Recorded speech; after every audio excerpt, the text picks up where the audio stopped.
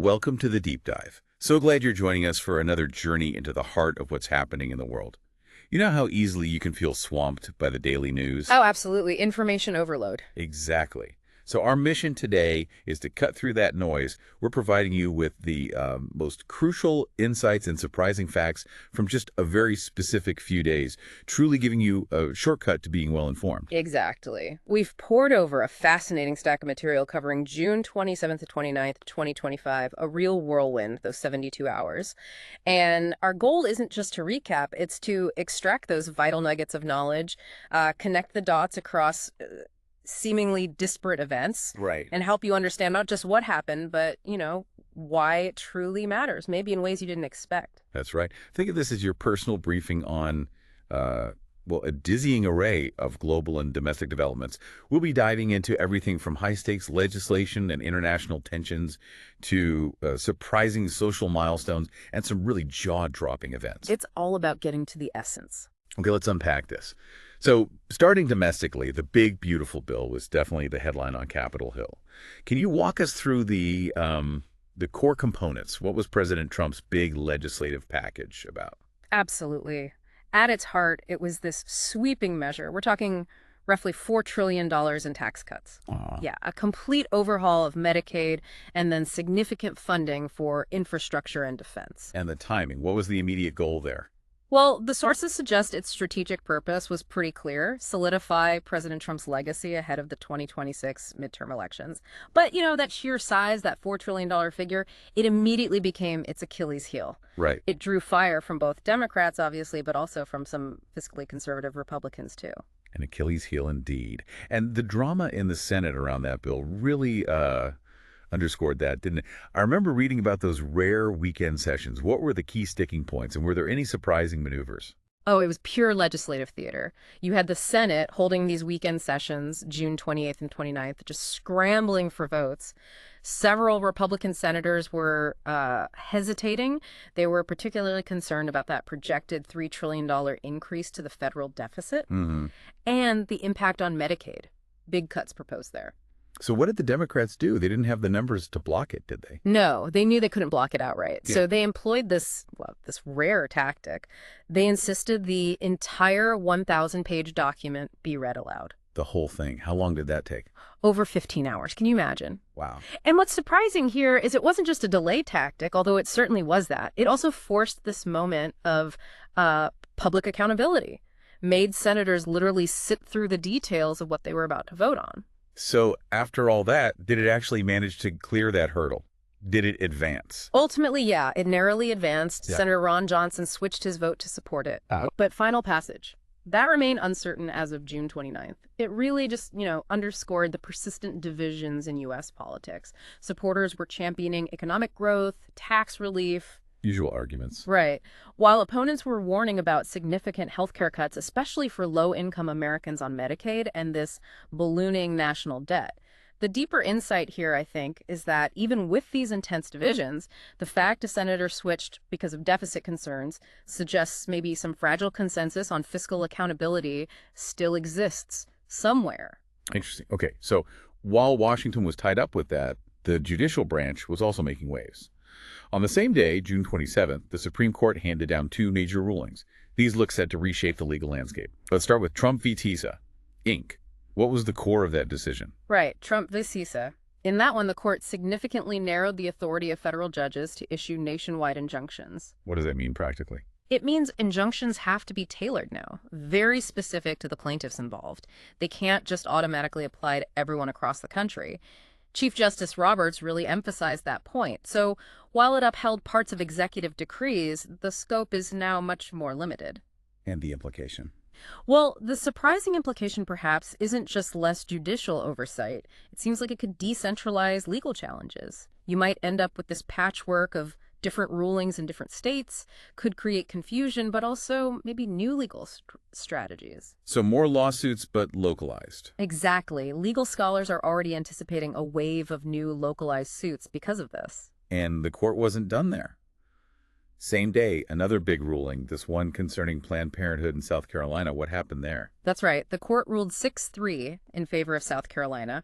It allows the state to essentially defund Planned Parenthood by excluding its clinics from Medicaid coverage. And the dissent. Justice Ketanji Brown Jackson wrote for the dissent, warning of, and this is a quote, tangible harm to real people.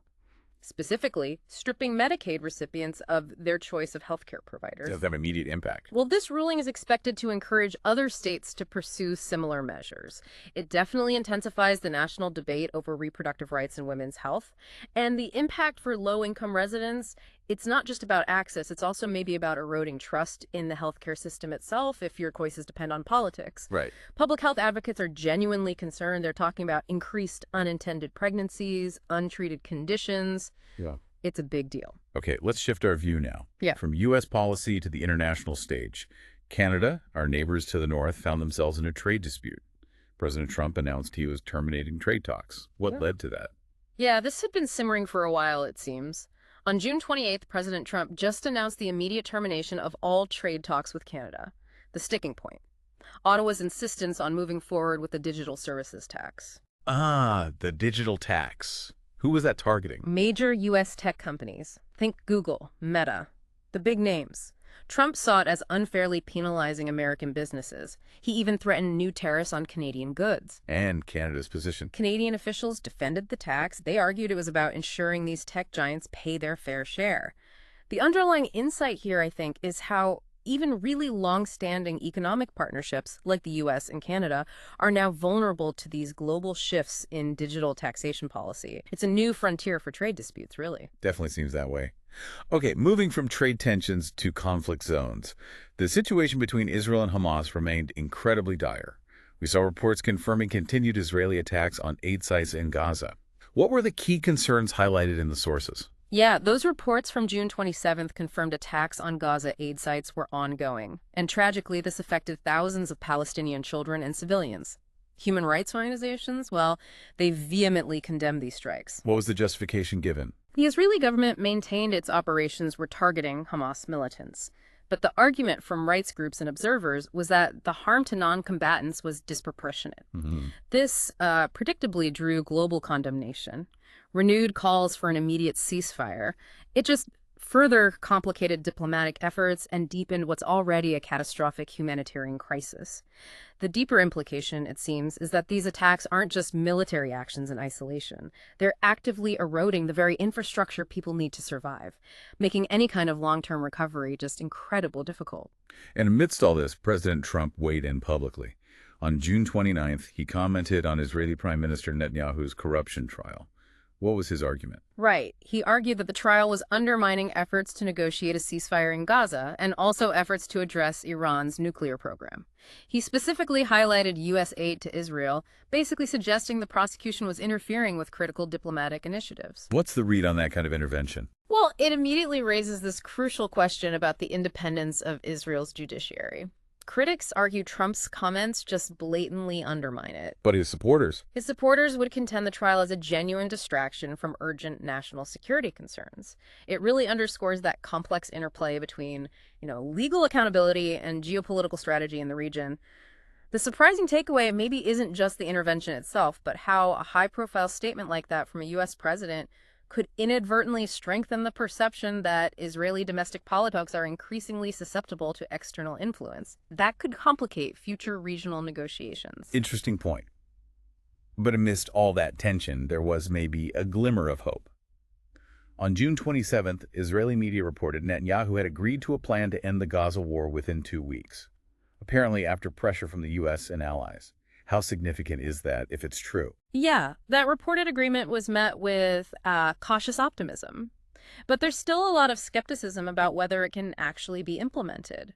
Critics tend to view it as potentially politically motivated, maybe just to ease international pressure. While supporters Genuinely hope it means immediate relief for Gazan civilians. If it holds, yeah, it would certainly reshape regional stability. But the real test is whether the underlying conditions for a lasting peace, not just a temporary ceasefire, have actually been addressed. That's the big question. Right, makes sense. Okay, broadening out from Gaza to the wider region. Iran's nuclear program remains a central flashpoint. We know there were U.S. and Israeli strikes on Iranian nuclear facilities meant to set the program back.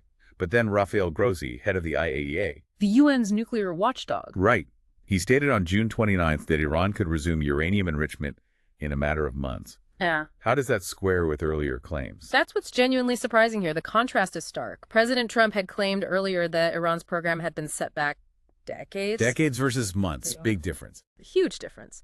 Now, Iranian officials acknowledged the attacks were severe, but they also said some facilities remained operational.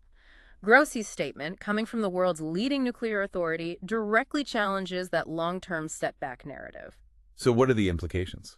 Well, it's heightened regional tensions again, fears of a renewed nuclear arms race, and diplomatic efforts to revive the nuclear deal.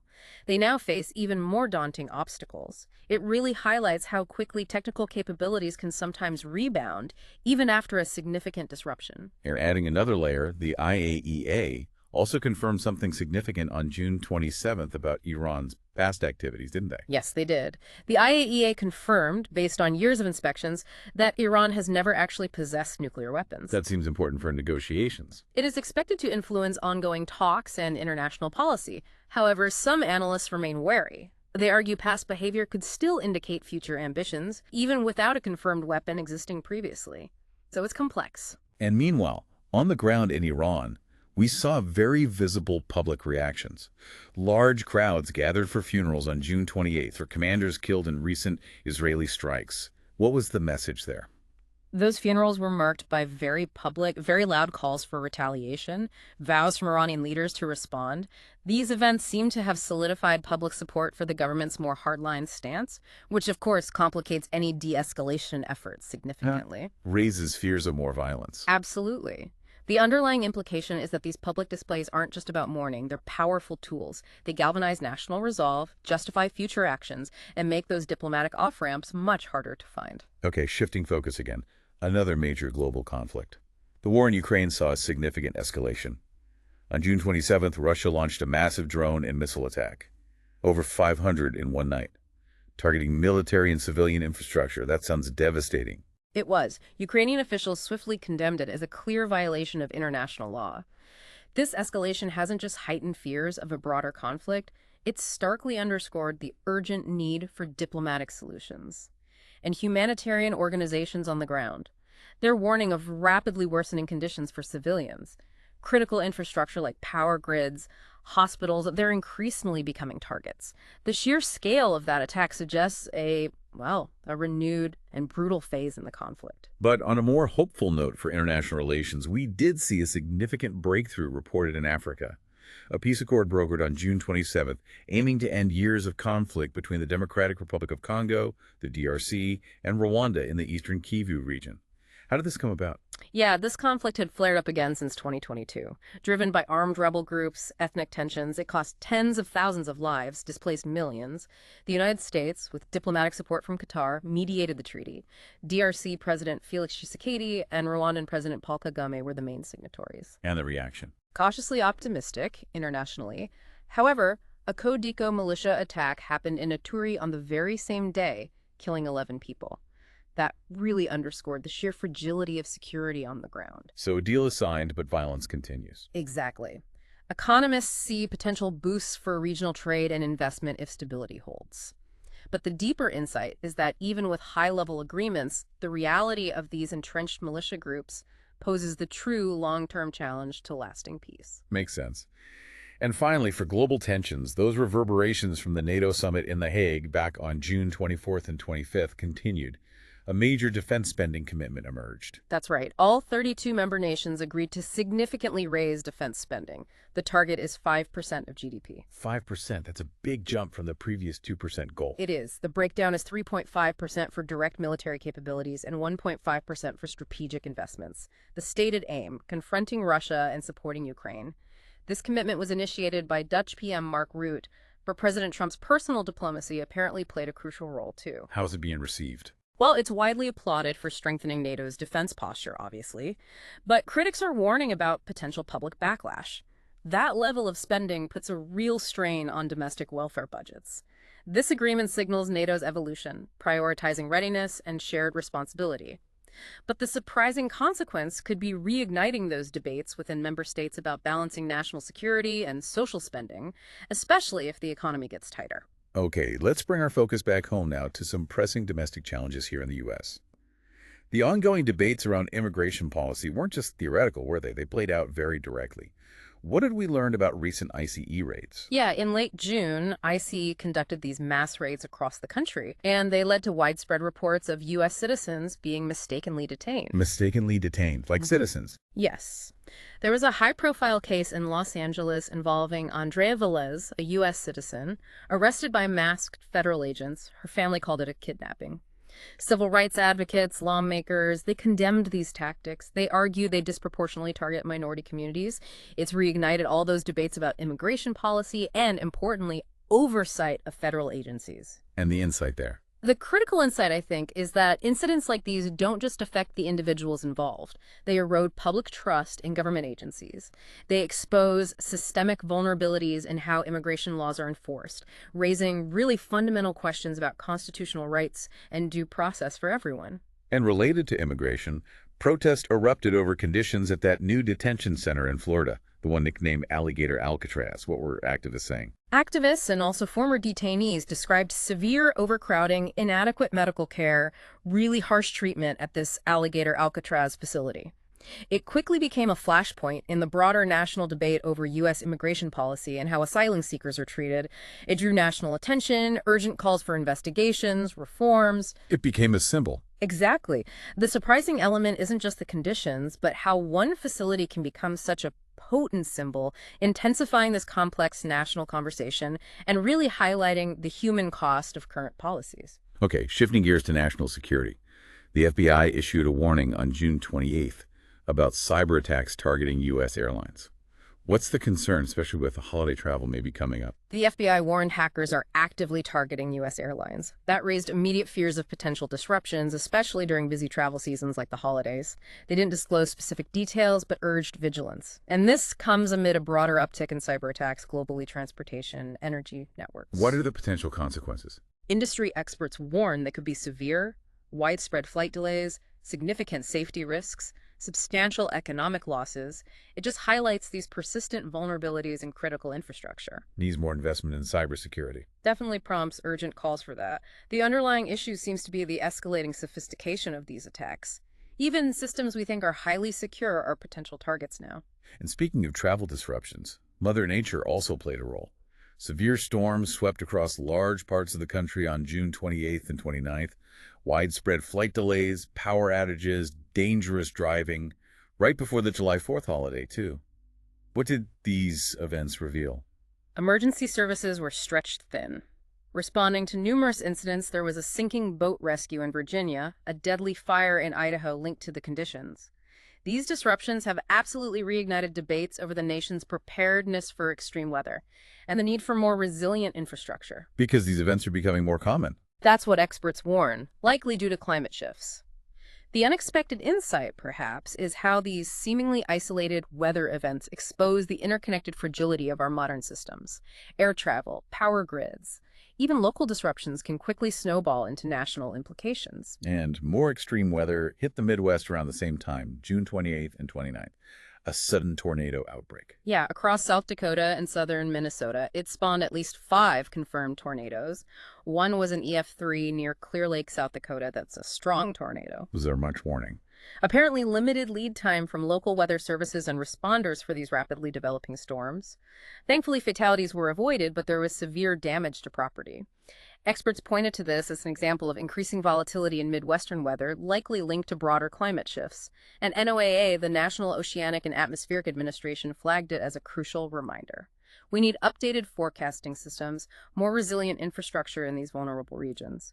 We also saw some truly tragic incidents domestically during this period. In Philadelphia, June 27th, a row of homes collapsed after an explosion. Yes, killed at least 1 person. And terrifyingly, emergency crews responding to the collapse actually came under sniper fire. Sniper fire at an explosion site. Yeah, it further complicated the rescue efforts dramatically. This devastating incident, it doesn't just highlight the dangers faced by first responders, it also exposes critical vulnerabilities in urban infrastructure. Investigations are underway, of course, prompting urgent calls for stricter enforcement of building codes, more support for the affected communities. But the surprising aspect isn't just the collapse, it's that added layer of an ambush. That introduces a new, disturbing dimension to urban emergency response, the threat of active hostility during rescue efforts. Just awful. And then on June 29th, another tragedy involving first responders. 2 firefighters killed in Coeur d'Alene, Idaho. Yes, killed, and another hospitalized. They were responding to what turned out to be a deliberately set fire that became an ambush. An ambush again. Yeah. Is there a suspect? Law enforcement is still actively searching for the gunman. It appears to have been a targeted attack. This incident has sparked intense debate. Rural fire department security, mental health support for first responders. Lawmakers are considering funding for protective gear, situational awareness training. The profound implication here is the evolving nature of threats faced by emergency services. What used to be seen mainly as accidents or natural disasters are now increasingly tangled up with premeditated violence. It demands a complete rethink of safety protocols. And one more tragic incident to cover from those days, a plane crash in Ohio. Yes, on June 29th, a Cessna 441 crashed into a residential neighborhood in Howland Township, Ohio, shortly after taking off from Youngstown Regional Airport. All 6 people on board were killed. Do we know the cause yet? The NTSB and FAA are investigating. Could be engine failure, weather, human error. They're looking into all possibilities. Safety advocates are using this tragedy to renew calls for more rigorous maintenance regulations for private aircraft and tighter oversight of charter flights. The tragic irony, perhaps, is that as commercial air travel gets incredibly safe, concerns are shifting to these less regulated private and charter sectors. It highlights a potential blind spot in aviation safety. Okay, let's shift gears now to some more social and cultural news, trying to offer a different perspective on these 72 hours. On June 29th, thousands marched in pride parades across the U.S., worldwide, even defying bans in places like Budapest, Hungary. What do these events signify? Well, they profoundly emphasize the enduring importance of love, equality, human rights. They were widely celebrated by LGBTQ+ advocates and allies. They highlight the ongoing struggles for equality, but also the remarkable resilience of communities facing discrimination. And the defiance aspect. That's particularly striking. How these parades, despite facing bans in some places, continue to grow globally. It reflects the enduring significance of Pride, not just as a celebration, but as a powerful movement for social and political change on a global scale. It really is a testament to unwavering advocacy. And in sports, a moment that offered a different kind of headline. The U.S. women's national soccer team hit a truly remarkable milestone, their 600th win. What did the sources say was special, or maybe even surprising, about this specific victory against Ireland? Yeah, 600 wins. They marked it with a dominant 4-0 performance over Ireland, and it was indeed special. Rose Lavelle scored and assisted after a long injury hiatus, which was great to see. Captain Lynn Biandolo netted her 25th goal. So, strong performances. Absolutely. But what's genuinely surprising, and I think exciting about this milestone beyond the score, is how Coach Emma Hayes has strategically introduced depth and diversity. There were 24 new call-ups around this time, including debuts in this game by Lily Real, Claudia Dickey, and Izzy Rodriguez. New faces making an impact. Exactly, and Rodriguez and Meza are among the first Hispanic players to earn caps for the team.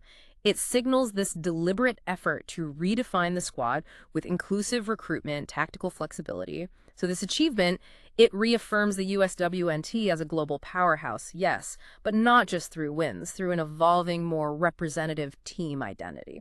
Interesting shift. Okay, shifting to a notable personal appearance. Prince Harry surprised many on June 27th by showing up at the Nexus Global Summit in New York City. What was the focus of his talk? Yeah, he spoke about building tomorrow and advocacy rooted in service. He discussed the work of his Archwell Foundation. He urged philanthropists there to align their contributions with values-driven leadership.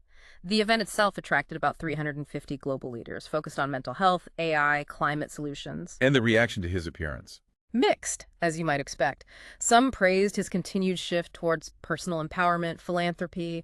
Others still pointed to the persistent royalty connections. It sparked dialogue about, the ongoing redefinition of his public role. The interesting nuance is that effort to transition from royalty to global advocate and the public's complex reception of that whole journey. Right. Now, for something truly captivating for the astronomy lovers out there. On June 29th, enthusiasts witnessed this rare visual spectacle, a celestial kiss, when the moon and Mars passed incredibly close in the night sky, 0.2 degrees apart.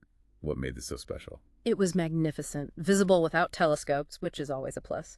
This rare conjunction, it also beautifully showcased Earthshine, that faint glow on the dark part of the moon. It clearly reinvigorated global interest in stargazing, astrophotography. NASA, observatories, amateur astronomers offered live streams. Educators used it as this powerful moment to highlight orbital It's mechanics. lots of engagement. Huge surges in engagement reported by apps and observatories. The surprising impact, maybe, is how such a natural astronomical event can serve as this profound reminder of our planet's place in the cosmos. It inspires scientific curiosity, connects people globally through just shared wonder. It's quite lovely, really. Sounds like it. Okay, turning to entertainment. On June 28th, WWE held its Night of Champions event in Riyadh, Saudi Arabia. King and Queen of the Ring tournaments, John Cena match. What's the broader context of WWE's presence there?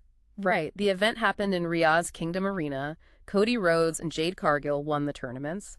John Cena retained his title in what was potentially his final match in Saudi Arabia. The event went ahead despite some logistical concerns, apparently.